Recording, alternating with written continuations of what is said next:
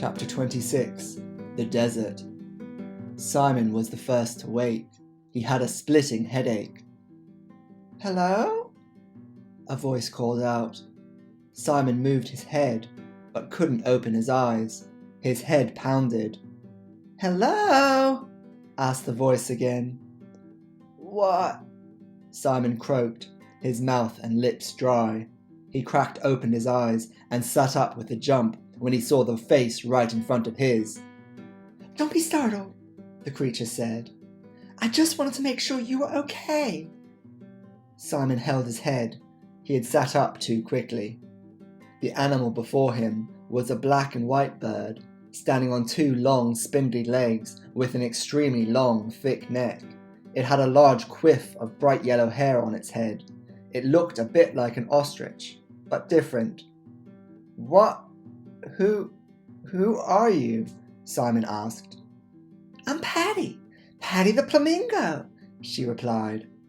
Sarah rubbed her eyes and sat up. "A flamingo?" she asked.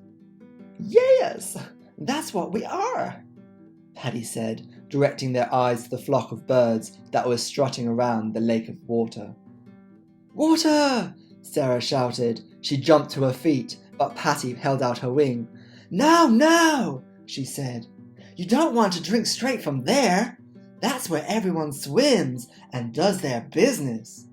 She reached behind her back and held out a flask of water. "Here, drink this." Sarah took it and drank first. Then she passed it to Simon. Simon took large gulps of water and then poured some into Steam's mouth. Kenny was still asleep on the sand. "Kenny!" Simon shouted. "Kenny!" No response. "Oh well," Simon said before throwing a bit of water over Kenny's head.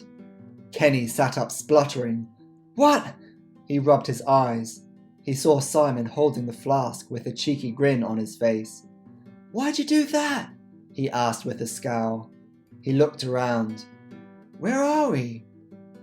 "We're at the oasis, on the edge of the desert," Patty explained helpfully. "I found all of you here, fast asleep." There was shouting coming down from the lake. "The sand snakes! The sand snakes are coming!"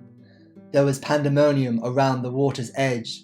The flamingos were flapping their wings and the other animals were running around.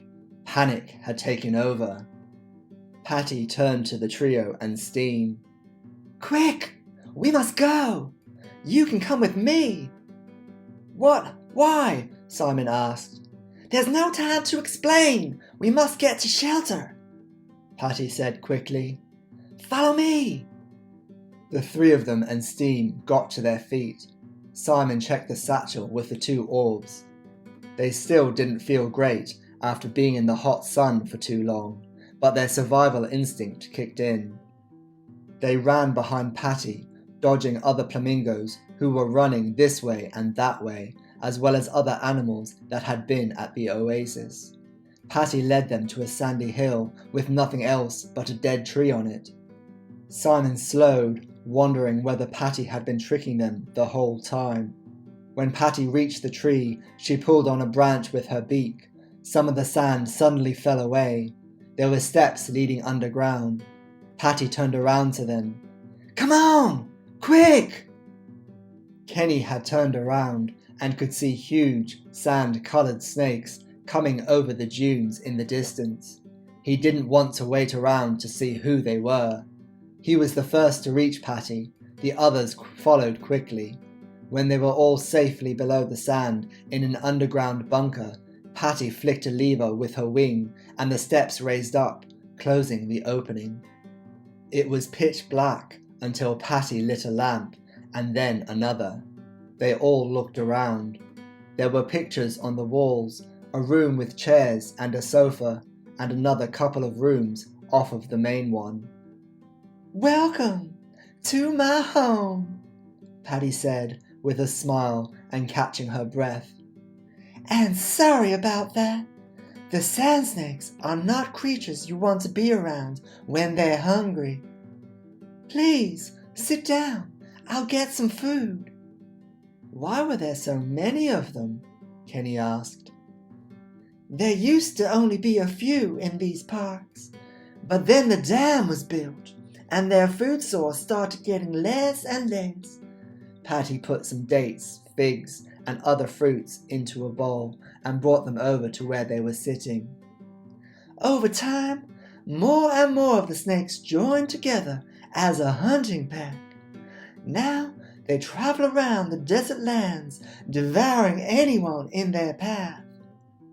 I know they are just hungry, but when you're on the menu, you don't want to be their dinner. Who built the dam? Simon asked. I've only heard stories of them all dressed in black. The pollution? Steam asked, knowing how cruel they could be. So, you know who they are? Patty asked. We've come across them before, Simon replied. Yes, in the jungle first, and then in the Arctic, Sarah explained. They had kept Steam prisoner ever since he was a puppy, Kenny added. What? Patty asked with a surprised voice. There are other lands beyond the desert and the sea? Yes, there are, Sarah replied. I never knew, Patty said, shaking her head. I just thought that this was it. She walked around the room, thinking about it. We were always told, ever since hatchlings, never to run or to fly too far away. And you never did? Kenny asked. No, none of us ever did, Patty replied. This is our home, and it always has been. They stayed there for hours, talking, eating, and resting. Patty was curious about the other lands, and it really confused her that the three of them were from a completely different world.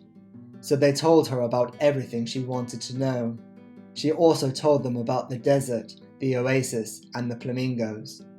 After it was decided that it should be safe up above, the trio and Steam started making plans of where to next. And you don't know where the Emerald Orb might be? Simon asked Patty. She shook her head. I think we need to destroy the dam, suggested Kenny. I agree, said Sarah. But that's dangerous, Patty said. She had always been taught to avoid danger. Sometimes doing the right thing is dangerous, Sarah replied. Patty scratched her head with her wing. She wasn't sure, but was still open to the new ideas that the three of them had been telling her about. We could walk along the dry riverbed to the dam, Simon said, pointing to the map that he had drawn from Patty's descriptions. And then what? Kenny asked. Then we see what we have to do, Simon replied, making it up as he went. Okay, do we need anything else? Sarah asked, getting ready to go. No one said anything. Let's go then, Simon said as they all stood up. Are you sure you don't want to come with us? Sarah asked Patty. No, I better not. Anyway, I'm no good at walking or flying in the dark, even with the moon, she explained.